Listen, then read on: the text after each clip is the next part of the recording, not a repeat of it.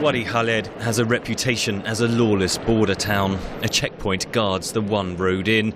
Beyond that, there's little sign of the Lebanese army. It's just 20 minutes drive to the flashpoint Syrian town, Homs, and people here are bearing witness to the violent fallout from Syria.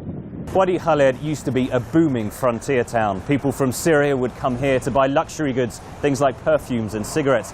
People from Lebanon will cross over the other side to get vegetables, even to get cheap medical treatment.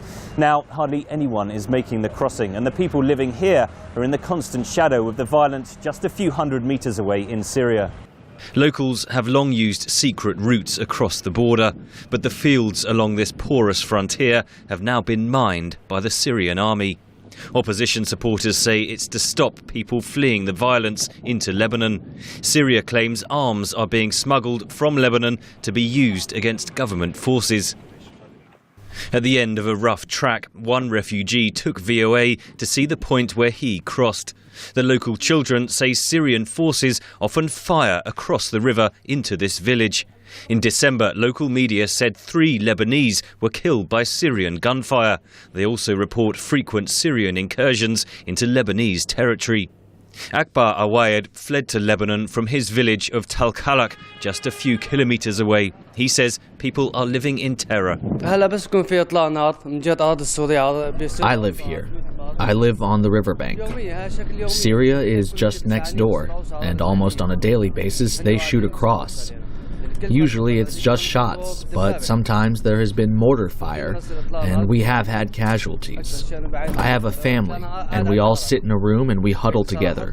It's terrifying.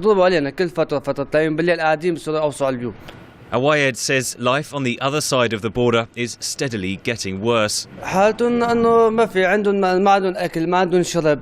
The people on the other side have no food. They have nothing. No one can leave or enter.